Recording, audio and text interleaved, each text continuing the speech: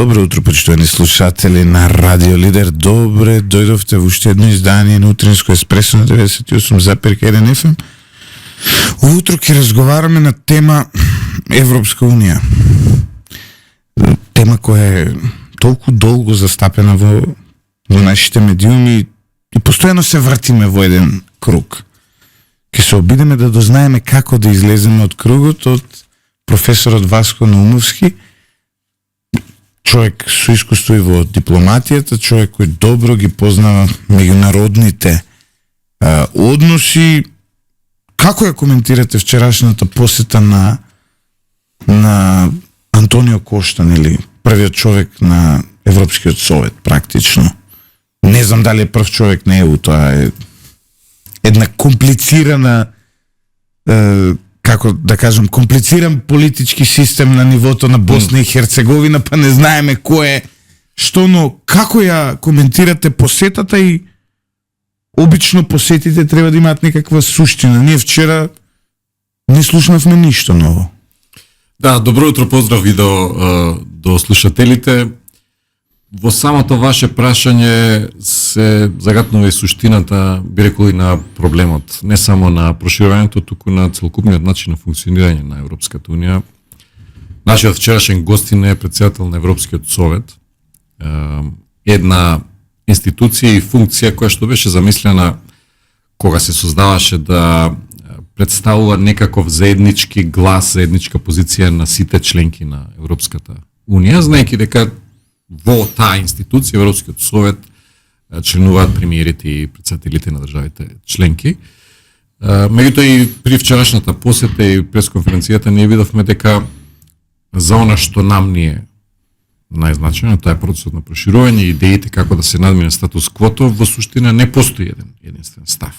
Имено идеите што ги слушавме во изминатите недели од страна на германскиот канцелар, например, видовме дека не се целосно согласени со останатите држави членки, ниту пак со Европскиот совет. Професоре, само да им објасниме на слушателите, затоа што јас ги знам овие работи, но најголем дел од нашите слушатели верувам дека не знаат што е разликата меѓу Европски совет и Европска комисија. Европска комисија, нели, ја има главната комесарка, тоа е Урсула фон дер Лејен. Кои се нејзините ингеренции, кои се ингеренциите на Европскиот совет, како се преплетуваат? Ви ова го предавате на правниот факултет, но еве за оние кои не биле на ваши предавања, да знаеме што е да знаат нашите слушатели што е разликата. Да се обидеме без да навлегуваме многу во теоретски расправи. Европската Унија функционира како еден сојуз на држави. Меѓутоа истовремено има институции кои што се задолжени да ги застапуваат заедничките интереси. Значи, тој суdir помеѓу индивидуалните национални интереси на државите членки и заедничките интереси на Унијата како структура е една динамика која што ја движи, би рекол, дебатата во Европската Унија во изминатите 30 и повеќе години и ќе продолжи да ја движи. Значи, што е она што доминира, дали интересите на државите членки или пак интересите на Унијата како структура, заедничките интереси. Европската комисија е една институција со претседателката Урсула фон дер Лејен, која што би требало да ги штити заедничките интереси, заедно со Европскиот парламент, судот на Европската Унија и така натаму. Сега овие другите институции, Европскиот совет, советот на министри или формално наречен совет на Европската Унија, се институции каде се представени националните интереси. И тука се судираат националните интереси на државите членки и заедничките интереси на Европската Унија. Процесот на проширување би рекол дека е на некој начин колатерална штета во овој судир. Ако ги гледаме заедничките интереси, Европската Унија треба да зајакнува, да се проширува и да биде повлијателна, помоќна на меѓународната сцена. При самото создавање на европските заедници, уште она Европска заедница за јаглен и чилик, основачите на Европската Унија, на европските заедници тогаш се грижеле да ги заштитат повеќе заедничките интереси отколку националните. Се откажуваат, еве да го поедноставиме, од своите национални интереси во одредена мера, за да создадат нешто ново, нешто заедничко. Конрад Аденауер, Роберт Шуман, Алчиде де Гаспери и останатите. Сега, ние денес сме соочени со една ситуација кога заедничките интереси на Европската Унија би требало да го поддржуваат проширувањето, но има национални интереси, меѓу кои и на некои наши соседни држави, кои што сметаат дека проширувањето не е во полза на нивните национални интереси. Колку и да звучи тоа апсурдно, ако сега мене ме прашате, проширувањето со државите од Западниот Балкан е во полза и на државите членки на Европската Унија кои што се во поширокиот регион на Балканот, меѓутоа нивните перцепции се Имав една средба пред неколку месеци со еден бюрократ од Европската Унија кој повеќе ја држи оваа национална линија и баш разговаравме за проширувањето и веламе кој е вашиот став, вели нема шанси. Го прашувам зошто? Вика, види, постојат 3 земји, еве ќе ти ги кажам, Хрватска, Бугарија и Романија. Добро, тоа се последните 3 земји кои станале членки на ЕУ. Што е, викам, проблемот со вас? Ке ставиме, вика, тука и Грција во друштвото, доаѓа од вашиот регион. Ние, вика, постојано во овие земји имаме скандали со злоупотребени европски пари. Пари од Европската Унија. Сега гледаме, Бугарија направили некој проблематичен потек со пресметката на дефицитот за да влезат во еврозоната. И вели, ние се чувствуваме дека сите овие земји се на наш товар. Вклучително дури и Португалија ќе ставиме тук. Ние не сакаме да имаме уште 5 вакви земји кои ќе живеат на товарот на нашите даночни обврзници. Токму затоа Македонија, Србија, Албанија, Црна Гора, дури и Турција која има некаков отворено постапка многу одамна, нема да влезат во Европската Унија брзо, затоа што едноставно не сакаме 5 нови земји да ги крадат европските пари. Дали ова е рационално? Па зависи од гледната точка. Еве, точно е тоа дека се направени определени преседани со прераното вклучување дури на Грција 1981 година, кога во првите извештаи случајот на проширувањето со Грција, мала дигресија да направиме, е карактеристичен за тоа што Европската комисија тогаш вели дека Грција не е доволно подготвена за брз влез во Европската Унија, тогаш европските заедници, и треба да ги почека Шпанија и Португалија, бидејќи се тие во една заедничка група. Но со политичка одлука тогашните лидери на европските заедници ја внесуваат прерано Грција и последиците од тоа прерано влегување, недоволно подготвени и политички и економски, ги видовме 2011. И па и би рекла да си и порано со оние зачетоци на должничката криза. И сега Бугарија и Романија бе еден втор пример таков, кога повторно заради една политичка одлука недоволно подготвени влегоа во Европската Унија. Сега ние сме од наша гледна точка некаква колатерална штета на тие прерани влегувања на овие држави. Меѓутоа јас сметам дека доколку направиме една анализа, Македонија денес е многу понапред во исполнување на европските стандарди отколку што тоа биле Бугарија и Романија при нивниот влез. Дури ако ги споредиме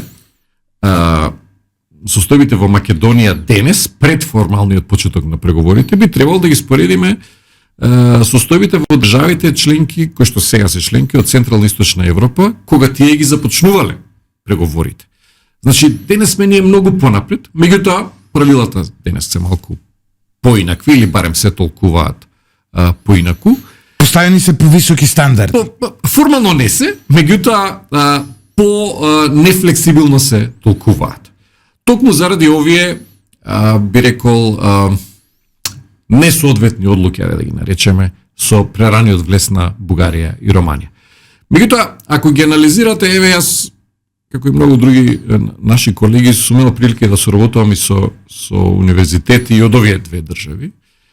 И сега вака во неформални разговори, кога ќе го покренете прашањето за злоупотребата на европските фондови од страна на Бугарија и Романија, своевремено Бугарија имаше еден надзор силен од Европската комисија, во еден неформален разговор се доаѓа до заклучокот дека начинот на злоупотребата со европските фондови доаѓа како резултат на соработката со постарите условно речено држави членки од Европската Унија. Значи Бугарија и Романија не ни знаеле како да ги користат и условно речено да ги злоупотребат тие фондови и дошле до една ситуација кога нешто од незнање, нешто од една, да речеме, нецелосно правно формулирана рамка на соработка со поединци, компании или пак ентитети од старите држави членки, дошле до една ситуација на злоупотреба на фондовите. Меѓутоа, во целата оваа анализа не смееме да ги ставаме државите од Западниот Балкан како жртви на недоволно осмислениот процес на проширување со Бугарија и Романија. Добро, а како денес, во 2026 година, ни велат дека Украина, дури кошта, тоа го кажа на еден, не толку директно, Украина може да влезе во ЕУ, а ние не може да влеземе во ЕУ. Замислете, во моментов просечната пензија во Украина е двојно пониска од Македонија. Животниот стандард во Украина е многу лош. Усогласеноста на Украина со европската регулатива е скоро нула. За разлика од нашата која тој скрининг процес покажа дека ние во најголем дел сме усогласени. И сега како тоа Украина може да влезе затоа што нели е во војна и се случува тоа што се случува, земја која е во војна и која не контролира 25% од својата територија. Точно ова последното е, например, една можност за еден нов преседан. Знаеме дека во проширувањето со државите од Централна и Источна Европа влегоа и две медитерански држави, Малта и Кипар, и на влезот во Европската унија од страна на Кипар, во суштина се направи еден преседан кога државата, владата во Кипар не ја контролира целосно сопствената територија, а таа држава влезе во Европската унија како полноправна членка и ден денес на оние мапи на Европската унија е прикажана целата територија на Кипар, меѓутоа фактички поло од Кипар е под Турција. Речи не цело не половина, голем дел е под контрола на друга држава, на Турција, и не е под контрола на државата која што е членка на Европската унија. И сега тоа е направено според некои анализи и извори, затоа што Грција се заканува дека доколку Кипар не влезе во Европската унија, ќе го блокира влезот на сите останати држави од Централна и Источна Европа. Има определени извори. Значи се е гола политика. Да. И сега се сеќавате оние што го прателе процесот тогаш дека постојат 3 плана за помирување на Кипар и за обединување на државата пред државата да влезе во Европската унија, и на оној последен референдум граѓаните на Кипар кои што живеат во оној дел под контрола на Турција во целост ги поддржуваат плановите на Обединетите нации за обединување, а грчкиот дел од Кипар не ги поддржува, знаејќи дека со или без тој договор за обединување државата ќе влезе во Европската унија. Европската унија тука според мене прави една голема грешка што не го условува влезот на Кипар со договор за обединување на двата дела на Кипар, и државата влегува половично, без контрола на имаме многу помал проблем од проблемот на Кипар. Имаме, за фала му на Господа, немаме војна, ја контролираме 100% од нашата територија, без некои посебни предизвици, во мир сме, имаме здравствен систем кој не е многу добар, ама некако функционира, имаме пензиски систем, пензиите постојано не растат, се прилагодуваат на животниот стандард за разлика од Украина. Ние имаме проблем кој е не знам, мета проблем е ова, не е, ние зборуваме за проблем со Бугарија, односно прашањето е дали внесувањето на бугарите во уставот е проблемот. Многумина, ево, до опозицијата постојано велат да ги ставиме бугарите во уставот и ќе го решиме проблемот со закоченоста на интеграциите. Власта постојано објаснува не е така и ние секој ден имаме кој протокол е дел од рамката, кој протокол не е дел од рамката. Постојано сме во одредена конфузија како јавност и еве, барам научен став. Дали доколку утре одлучат 80 пратеници да ги стават бугарите во уставот, задутре нас ни е одблокирано и не почнуваме преговори и за кратко време стануваме членка на ЕУ.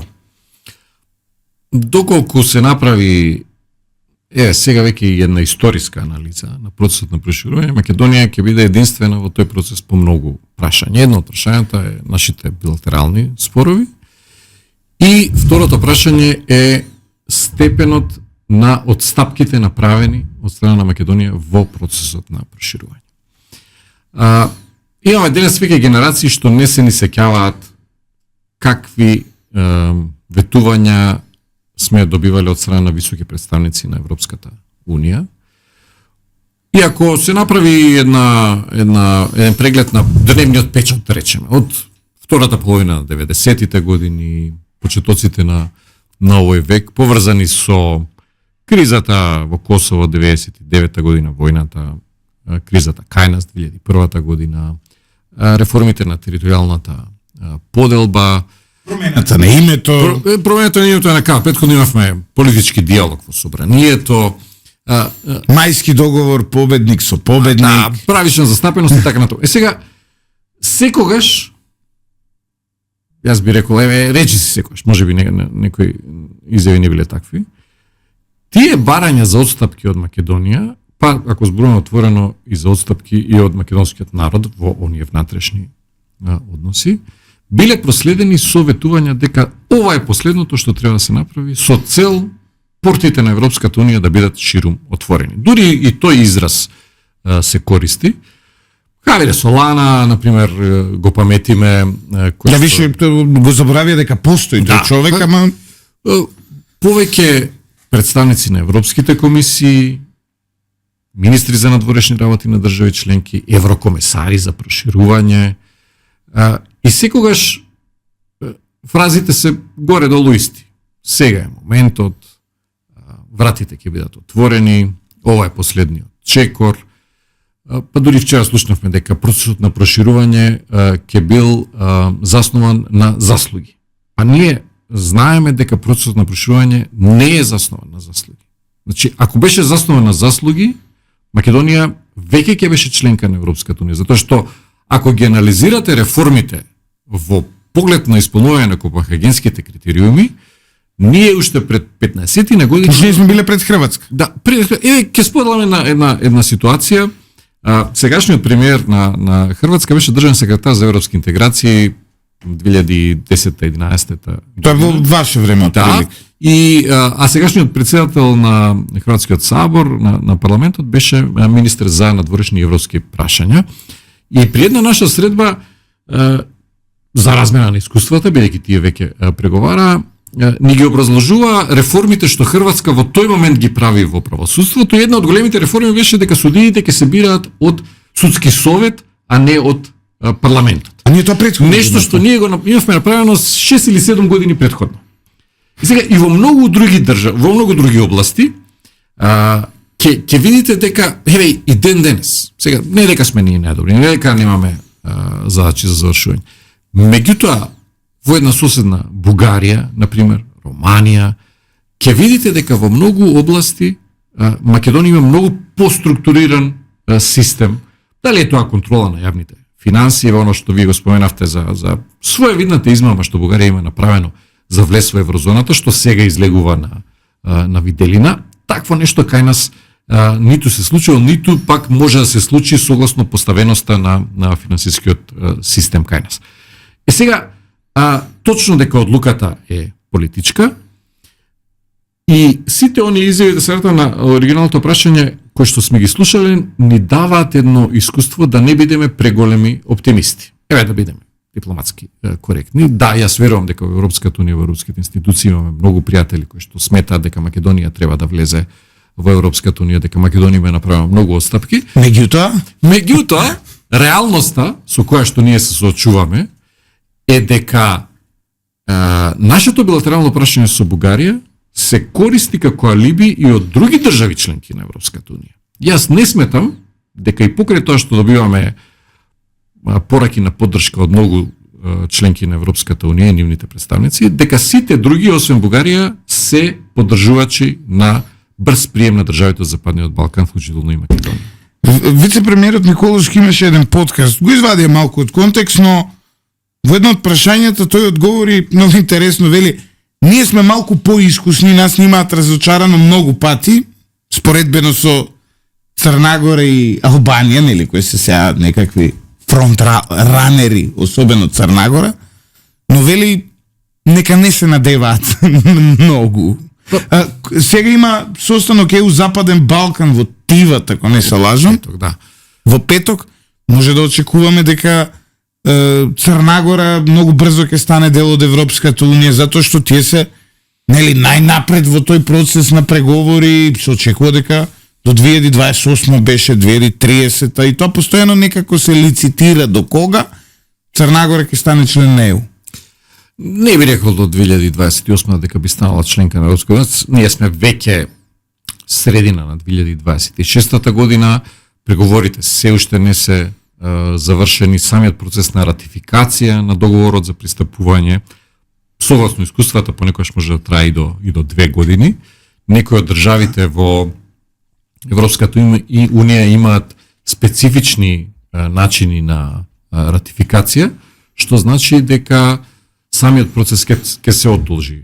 Друг момент е што се уште не знаеме дали Европската унија ќе се одлучи следниот круг на проширување да биде со една нова држава членка Црнагора или пак ќе треба да се направи една група, затоа што постои една опасност на што сме предупредувале долго, уште пред многу години и долго време, дека доколку државите од Западниот Балкан не влезат заедно во Европската унија, тие ќе бидат во, да речеме, едно големо искушение да го употребуваат правото на вето заради билатералните спорови кои што ги имаат со нивните други соседни држави од Западниот Балкан. Што значи дека ако имаме само една држава која што ќе влезе во Европската унија, практично да не постои држава на Западниот Балкан што нема спорови или отворени прашања со соседите, таа држава членка одвнатре од Европската унија ќе стави вето на приклучувањето на другите држави. Сега, во однос на изјавите, ведувањата дадени, ние имаме разликата е што пораките се исти, но доаѓаат од различни личности. Го споменавме од Хавиер Солана до денес еве тоа изјавата. Ја дете бев, кога даваш изјави Хавиер Солана, ја бев дете, значи. Изјавите поврзани со косовската криза, приемат на бегалците, реформите во измените на уставот 2001 година и така натаму, сите тие беа проследени со ветувања за почеток на преговорите. Ние не ги започнавме преговорите, доколку од другата страна ние имаме различни личности кои што ги кажуваат тие пораки и нив веројатно им звучат нови, бидејќи претходно не ги кажувале, Кошта бил премиер на Португалија, не се занимавал со проширувањето со Македонија. Ние овде го имаме искуството на слушање на истите пораки и токму затоа доаѓа она воздржаност дали, се вратам на едно од првите прашања, дали измената на уставот ќе биде последното нешто. Точно е дека правата на малцинствата се дел од критериумите за членство, меѓутоа вистинскиот ризик според мене е дали таа измена на уставот ќе биде доволна соседна Бугарија да се воздржи од нови прашања кои што може да ги искористи како причина за вето во натамошниот тек на преговорите. Мислите дека Бугарија ќе се откаже од своето блокирање на Македонија? Кога имате... Добро, но кој е ендгеймот на Бугарија? Еве, ајде да размислуваме макиавелистички. Да се ставиме во чизмите дека ние сме најголемите државотворни бугарски националисти. Кој е нашиот... Еве, ако ние сме тоа, далеку сме од тоа засрекано, еве, правиме ментална гимнастика. Кој е ендгеймот на Бугарија поврзано со Македонија? Што е целта? Сите ние да се декларираме како бугари или нашите дедовци да влезат како бугари, у попис мртви луѓе не влегуваат. Имаше една дебата, гледав, на новинари од овде и од таму и овие бугарите рекоа, вика, вие имате право да имате било каков идентитет, но вие не смеете да го менувате идентитетот на мртви луѓе. Да. Значи, да бидам вака најбрутално иако е лудо ова да се каже, но нашиот спор е идентитетот на мртви луѓе, не на живи. Еве, да се обидеме да влеземе во таа улога, доколку бевме дел од бугарската политичка елита, јас сметам дека е во интерес и на Бугарија. Најголем. Македонија брзо да влезе во Европската унија.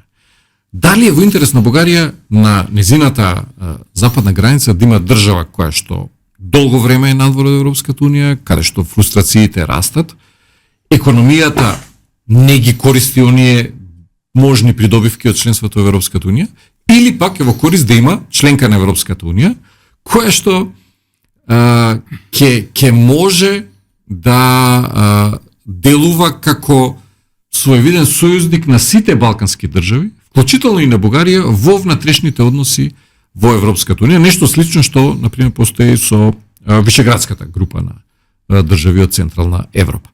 Сега во еден абсурд самата идеја за обединување на Европа ги истовремено ги поразува оние идеи за големи држави, но и ги поддржува оние аспекти кои што се залагаат за паѓање на границите. И сега вие ако имате една екстремна идеја дека не треба да има граница помеѓу Македонија и Бугарија, членството во Европската унија во Шенген зоната е најбрзиот начин тоа да се направи. Нели оние радикални бугарски идеи дека тоа треба да биде некаква една држава историски од Охрид до Црното море, еве, влезот во Шенген зоната, апсурдно звучи, меѓутоа ќе им овозможи нив да нема граница помеѓу Бугарија и Македонија. Но што менува тоа? Знаете, прашањето е, не зборуваме сега за духот на националистите. Мене ми е друго прашањето. Дали Бугарија ја прави оваа блокада како услуга за себе или ја прави оваа блокада за услуга на Франција, на Белгија, на Холандија, не знам на кој? Се од Европската унија. Затоа што ние имавме еден период пост Преспанскиот договор и ова мора да се нотира. Затоа што Преспанскиот договор, нели, Зоран Заев и СДСМ ги отворија портите на ЕУ. И ги почна преговорите, ги почна преговорите, се кајам у авион која се слика. Потоа не следуваше одма после тоа ветото од Бугарија, туку од нигде дојде вето од кој? Од Холандија беше. Франција. Француско вето за Мислам дека едно имавме од Холандија.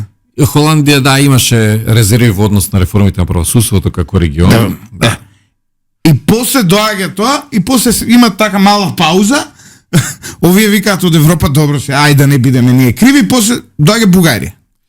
И ние во прв момент по промената на името, затоа што тогаш па и Димитров тој договорот го подпишуваше за пријателство со Бугарија, како беше, ние имавме пост Преспански договор, имавме пауза, дури не ни се закачи на грб Бугарија. Да. И па затоа реков, ние имаме искуство, најпрво имавме со вето од страна на Грција, па ова француско вето и дојде сега актуелното бугарско вето. Значи, ние сме веројатно единствената држава која што е дел од процесот на проширување, држава кандидат, која што се случила со вета од три различни држави. Иако малку се вратиме во тој период, во сите оние изјави за охрабрување, за поддршка на тој договор со Грција, изјавата од тогашниот и сегашен француски претседател Макрон не вклучуваше дека после тој договор ќе следи брз почеток на преговорите и влез на Македонија во Европската унија. Некои од другите, германската канцеларка, некои од другите што доаѓа овде во посети го кажуваат тоа, најмногу нашите тогашни лидери. И покрај сите предупредувања дека можеби треба да се почека или можеби треба да се направи некаков поинаков аранжман, да се подсетиме дека еден од предлозите на поранешниот представник на Обединетите нации во тие разговори што ги имавме со Грција, вклучуваше дека името за внатрешна употреба ќе стапи на сила со моментот кога државата ќе стане членка на Европската унија. Што на некој начин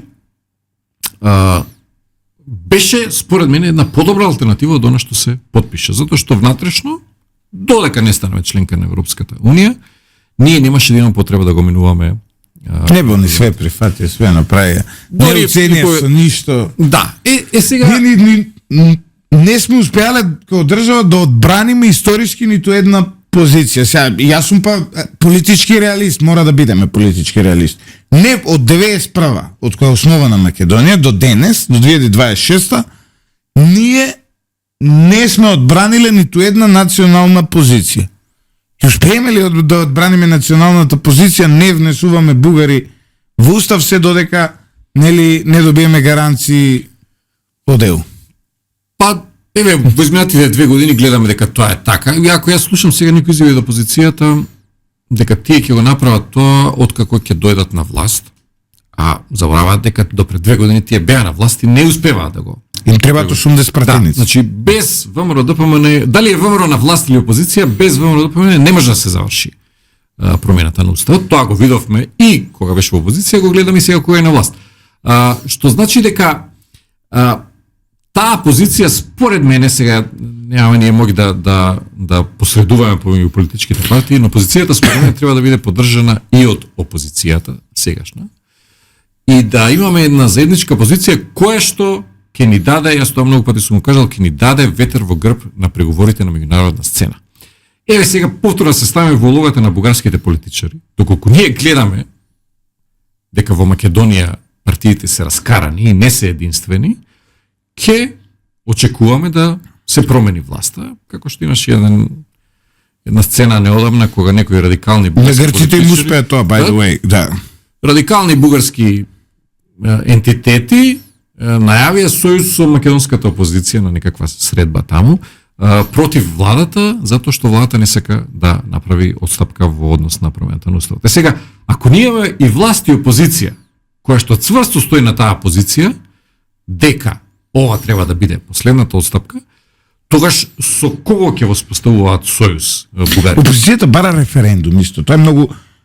Еве, вие сте научник, јас сум новинар, но од прилика мислам дека и 20-та сме доволно интелигентни да го знаеме резултатот на тој референдум. Ба, не ми е јасна таа идеја на опозицијата. Значи, еве, ако навистина ендгеймот на СДСМ е да станат дел бугарите од уставот на Македонија, јас искрено не дури, пази, верувам дека и ВМРО ДПМН и СДСМ да лобираат за граѓаните да гласаат за ставање на бугарите во уставот, во Македонија тоа едноставно нема да помине. И сега, кој е ендгеймот на тоа барање? Па бараат власта да го направи референдумот, иако има јасна постапка за референдум, се што треба 150.000 потписи да се оберат. Прво, не ми е јасно целосно од каде сега само толку го предлага референдумот како начин на носење на одбор. Неки другото, да. Сериозен проблем. Со референдумот за едно друго прашање. Второ, се согласувам дека дури и да имаме ние поддршка од сите политички партии, нема да има позитивен исход таму. Дури и најголемите поддржувачи на овој процес, ако се обидеме еве да го извадиме од контекстот на билатералните односи, почитувањето на правата на малцинствата навистина е нешто што треба да го почитуваме, да го согласиме. Не е тука само бугарската заедница, тука е хрватската, црногорската и така натаму, кој што според мене се една колатерална штета сега на ова наше билатерално прашање со Бугарија, особено хрватската заедница, која што не само што имаме ние реципроцитет со македонците во хрватскиот устав, туку тие никогаш не уценувале нас, ставете ги хрватите во уставот, инаку ние ќе ги извадиме македонците од уставот и така натаму. Тоа е едно друго прашање. И сега едно возрастно однесување. Да. Сега, кои се оние често пати споменувани гаранции? Дури вчера на пресконференцијата, ние не видовме дека председателот на Европскиот совет, кој што би требало да биде една фигура што ги обединува сите држави членки нивните ставови, дека е во позиција да даде некаква гаранција. Тој, според она што го слушнавме, вели не можеме да шпекулираме. И точно, тој не е во позиција да гарантира дека за 2, 3 или 5 години, ако ние ги започнеме преговорите утре, дека никоја држава нема да го фактира. Но нели е тоа многу нефер? Вие да одите негде и да барате нешто, а за возврат да не може да ветите ништо. Тоа е, знаете како, тоа е исто како јас да дојдам кај вас и да ви побарам пари без да ви ветам дека ќе ви ги вратам. Може... Значи, ти викам, Васко, да ми даеш на заем 10.000 евра и ти ми викаш за враќање, шо правиме, и јас викам, па не можам да ти ветам сега. Ќе видиме, да. Ќе видиме, не можам, и кој тој што ќе извади 10.000 евра да ми дае? Со таква однесување. Па, тука ако се вратиме на ветувањата дадени од претходни високи представници на Европската унија или државите членки. Што, например, нас денес во 2026 никој не ги врати тие 10.000 евра. Што ни вредат ветувањата на комесарот за европроширување Оли Рен, например, пред 16 години. Веројатно и он заборел дека се бавел со тоа. Сега, затоа е она наша позиција дека многу ветувања сме слушнале, но сме, има една фраза, песимисти со искуство. Затоа што она што Европската унија треба да го прави со цел да го задржи нејзиниот кредибилитет е да ги исполнува своите дадени ветувања и да се држи, ние не бараме да ни прогледуваат низ прсти, не бараме да не ги исполниме критериумите од Копенхаген, како што има идеја за Украина. Украина не може да ги исполни. Украина во моментов не е држава со сите нишани, така да кажеме. Не ја контролира својата територија. Контрола на територијата е едно од условите за постоење на државите. Нема внатрешен суверенитет. И зошто постојат тие копенхашки критериуми ако не ги исполнила Бугарија, не ги исполнила Романија, не ги исполнил Кипар? Па зошто за Бога тогаш ги правеле тие там, трошеле пари без везе? За да може рестриктивно да ги толкуваме кога ќе сакаме да блокираме некоја држава кандидат. Тоа е. Да бидам искрен, јас сум голем критичар на Доналд Трамп како политичар и како човек, но ова негово брутално однесување со цел свет, каде што вака директно реал политиката во очи им ја кажува, многу повеќе ми се допаѓа од овие механизми за блокирање кои се скриени зад некакви бели ракавици, а во суштина ја покажуваат бруталната политика. Да се вратиме на едно од претходните прашања, не го елабориравме доволно, дали однесувањето на Бугарија е алиби за останатите држави членки. Сега, кога ќе разговарате, јас споменав ти, вие сум бил во една позиција да разговарам на високо политичко ниво, тогаш беше соседна Грција, сега е Бугарија. И тие велат, па знаете, секоја држава членка има право на вето. Меѓутоа, Бугарија, откако го постави ова вето во изминатите 4 години, беше исправена пред предизвикот да влезе во Шенген зоната и во еврозоната. Каде што исто така секој има право на вето. Каде што исто секој има право на вето, но останатите држави членки на Европската унија, пред со овие големите, влијателните што формално нас не дават поддршка и за проширување, во ниту еден момент не извршија притисок врз Бугарија за да го крене ветото со цел да продолжи процесот на проширување, при што ветото на Бугарија не се однесува на некој прашање директно поврзано со критериумите од Копенхаген. Туку се однесува на историски прашања. Сега ние сите знаеме зошто имаме вето. Значи, останатите држави членки на Европската унија според мене во моментов не се целосно расположени за натамошно проширување. Овој модел на Мерц има многу интересна траекторија. Излезе пред неколку години како некаков нон-пейпер, предлог Европа во повеќе зони, една од зоните и нашата со неполноправно членство, односно членство без право на глас. Потоа таа идеја ја модифицира и ја предложија заедно Еди Рама и Вучич, кој рекоа: "Океј, еве, нема да станеме дел од ЕУ, не сакате, но дајте правото на вето, да, дајте барем во Европска економска заедница да влеземе." Дури и на повисоко ниво се заговараше, па ничим изазван пендаровски одби да биде Македонија дел од Европската економска, од единствениот пазар нели на ЕУ, без да биде. Норвешка е таков пример. Не е членка на ЕУ, но е дел од европскиот пазар и буквално Сега Мерц тоа го предлага последно, предлага за Украина Associated Membership, а за нас Observer статус, што и да значи едното и другото, уште повеќе заплеткано. Моје лично мислење ние дека би требало да бидеме расположени за таа дај шта даш позиција, но има ли реални шанси ова да се реализира или само некаква Па да, видите, според некои информации таа идеја била подетално образложена на еден состанок на оној така наречен берлински процес кој што се одржа во Лондон на представниците на сите држави, каде што било кажано дека токму од страна на германскиот канцелар дека една од опциите е државите да станат своевидни членки, меѓутоа не полноправни, со полно право, да ги наречеме.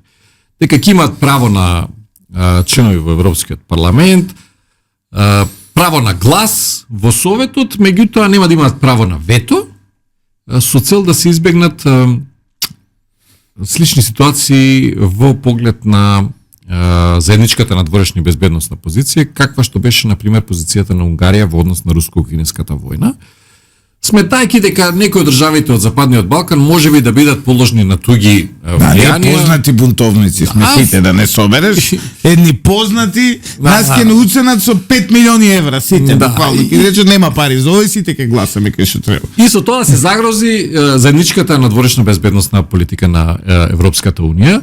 Сега оваа идеја за Украина повторно не е јасно и после вчерашните изјави на председателот на Европскиот совет дали се однесува на Западниот Балкан или не. Тој вели не се однесува затоа што нема потреба да се менуваат правилата за Западниот Балкан, дека добро се движи ситуацијата. Можда ние треба војна да влеземе со некој за нека не нападнат сега, има пар војни на планета. Ако гледаме историски, вниманието на Европската Унија секогаш побрзо се свртува кога има некаква безбедносна криза. Може би војна е решението, да. Токму со оние првични кризни состојби во поранешна Југославија се појавуваат оние идеи за брз влез на тогашна Југославија, асоцијативно членство во Европската Унија. И секогаш, за жал, Европската Унија побрзо реагира кога има безбедносна криза. Ако нема безбедносна криза, ние не сме на агендата. Може треба некој да нападнеме, не знам. Се шегувам нормално. Сега, дали ќе успее Европската Унија да направи некој пробив, не би бил јас голем оптимист тука, затоа што и за овие идеи, вие велите, може би треба да размислиме да прифатиме, се сложувам дека треба да се направи една анализа, меѓутоа дури и за тоа, повторно ќе треба консензус од страна на сите држави членки, вклучително и на Бугарија и на некои од поголемите држави кои што имаат резерви кон проширувањето. Значи, се промовира како идеја и од страна на германскиот канцелар, францускиот председател Макрон промовираше нели една идеја за европска политичка заедница. По сите оние анализи на think tankoви институти ќе се појават некакви нови идеи, инспирирани од овие политички изјави. Меѓутоа, за тоа да стане реалност, најпрво треба да се направи модификација на формалните акти со кои што се регулира проширувањето и евентуално ново членство, нова форма на членство за Украина, асоцијативно членство, влез во заедничкиот пазар без право на глас во некои институции или пак без право на вето, ја наметнува потребата од измена на основачките договори на Европската Унија, што е еден долготраен процес и штом тој договор ќе се отвори, веројатно ќе се појават и многу други апетити, така што не верувам дека во блиска еднина ќе биде. Значи овој бюрократски систем е као Советски сојуз и Југославија, оптоварен со сопствената неажурност. Па еден од проблемите, справени се некои анализи дали нивото на демократија внатре во Европската Унија би ги задоволило критериумите за Копенхаген, од Копенхаген. Значи, дали Европската Унија, ако ја набелуваме како државна дали она би ги исполнила стандардите за влегување во себе? Во себе, да. И сега, дали начинот на одлучување, функционалноста на политичкиот систем... Излегува дека не. Да, почитувањето на човековите права, ако сакате. Затоа што ние имаме сериозни проблеми во членки на Европската Унија со почитувањето на човековите права. И таму има определени историски прашања како што ние имаме. Сега, нашата ситуација е таква што ние сме соседи со државите со кои што сме соседи, географијата не можеме да ја промениме. Словенците имаат многу повеќе среќа од нас во изборот на соседи.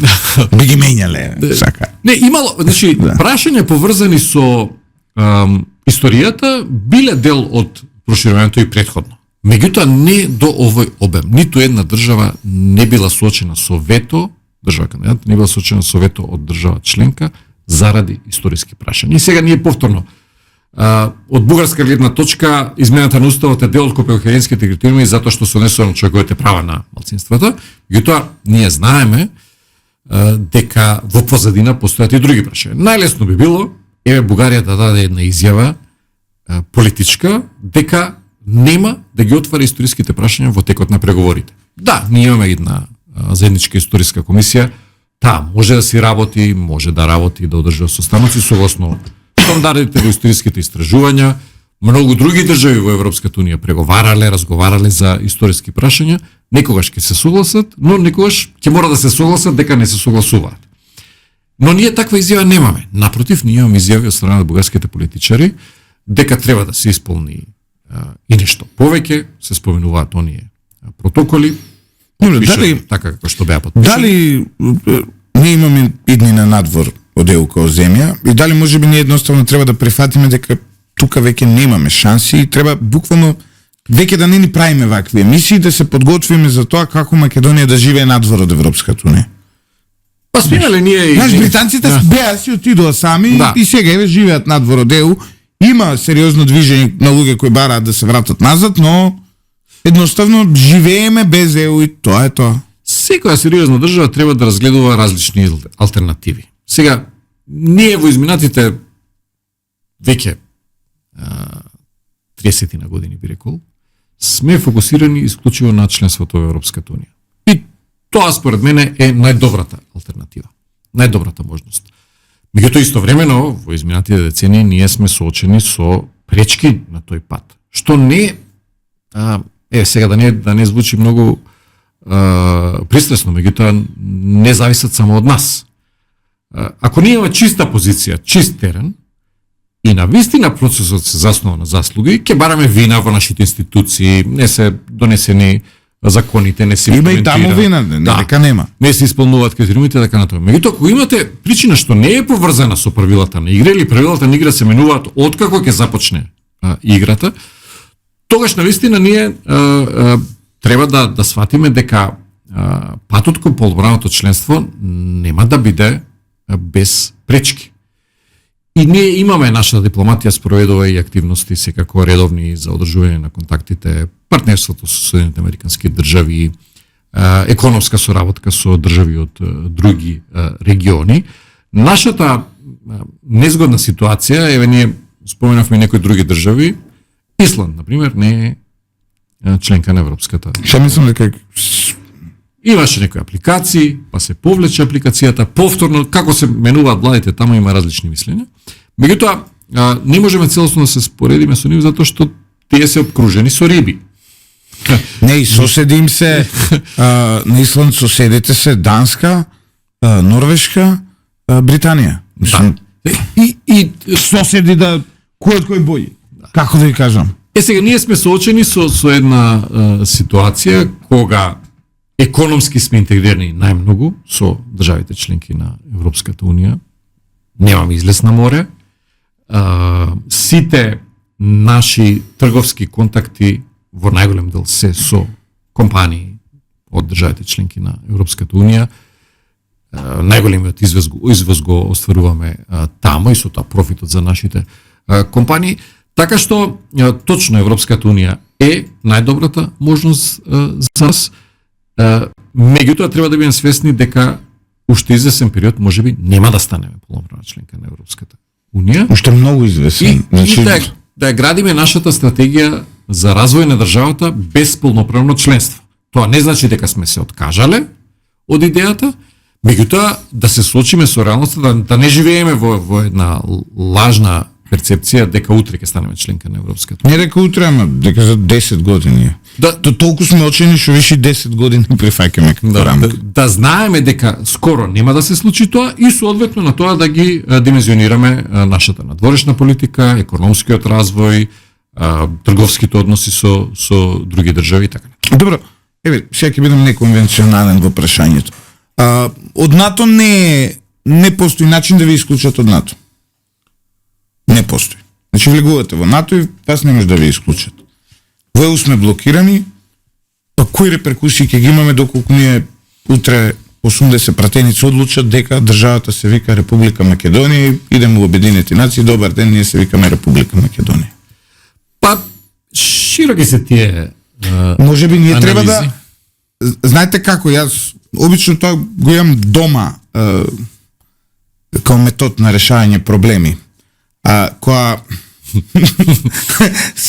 станувам најголем проблем јас и сите едноставно почињаат да ти ги исполнуваат барањата, затоа што кога ќе видам дека сите други се проблематични и сега еден бара едно, друг бара трето, трет бара четврто, ја викам види, ако седнам на сите да им ги исполнувам барањата, имам проблем, да ја ќе станам најголем проблем, па тие да бидат тие што моите барања ќе ги исполнуваат. Може би ние треба конечно да размислиме да бидеме лошото дете. Затоа што кога добро дете, ајди по цигари идеш, не ти даваат бакшиш. Не добивате ништо. Да, ај направи ова, направи. Ај доби петки, носиш петки, ти вика ништо, слабо. Да еднаш да бидеме лошото дете и може би како лошото дете ќе успееме нешто да направиме. Ако ги анализирате внатрешните односи во Европската Унија, дури имаше и пред неколку години при изборот на Европската комисија во оние преговори кои да го представува ресорот, чиј кандидат од која држава да го представува ресорот, внатрешната подоба на моќта, соседна Бугарија се однесуваше како едно условно речено лошо дете и успеа да добие подобри ресори, подобри позиции и подобра буџетска распределба, затоа што се закани дека ќе го употреби своето право на вето во тој процес, во одлуките каде што се бави. Не, во НАТО може вето некој да стави, сега имаме право. Да, има секоја значи да имаме, ние сега со Америка еднакви сме у НАТО. Или пак Унгарија, позната е нејзината позиција, противењето на политиките кон Украина, руско. Добро, они на грешка место беа лошо дете, ама. Да, но успеа, се сеќавате дека во оние блокирани средства и така натаму, заради тој свој однос, да добијат едни подобри позиции. Сега тоа е прашање на политичка проценка и на дипломатска проценка, да се види дали ние навистина би добиле нешто повеќе со тоа или не. Постојат повеќе алтернативи, верувам дека се размислува на различни начини и дека ќе биде донесено. Еве, сите отстапки да ги собереме што сме ги направиле, што ги кажавте вие, и утре излегуваме ние пред и викаме, значи вака, прво го враќаме знамето, го враќаме името, го укинуваме рамковен договор, укинуваме двојазично, све, одиме на нула, спремни сме, ајде, сега нема веќе што да изгубиме, ајде да видиме вие дали немате што да изгубите. Да, би била интересна таквата. Ако сакате да не примите, тогаш ништо од ова не прави. Значи, и бугарите ги дајме устав, па земи ги остави, значи. Ние може би сме премногу фини. Тоа сакам да го... И навистина сме премногу фини. Едноставно, викаат што ќе изгубиме ако вие ги зафркаваме, ништо е па зафркаваме. Фактот е дека се она што било побарано од нас во многу случаи било исполнето. Токму затоа што нашиот пристап бил таков што сме очекувале дека после исполнението на ветувањата дадени од наша страна ќе бидат исполнети ветувањата. Професор, ви благодарам, мислам дека имавме одлична емисија каде што така уште еднаш разговаравме за нешто што илјадници пати сме го дискутирали. Благодарим вам. Почитувани слушатели, во политиката нема место за добрите деца, особено во меѓународната политика, таму добрите деца не постојат. Само лоши момци има и прашањето е кој од лошите момци ќе биде најмоќен и ќе земе најмногу. Суровата реалност на политиката е таа. За жал ние уште веруваме дека ако сме мирно дете кое учи, кое нели е посветено, морално, етично, дека ние сме тие кои ќе успееме најмногу во животот. За жал, тој најпроблематичниот во класот често е најуспешниот човек. Тоа е суровоста на светот и суровоста на капитализмот. Останете со 98,1 FM, се гледаме повторно утре.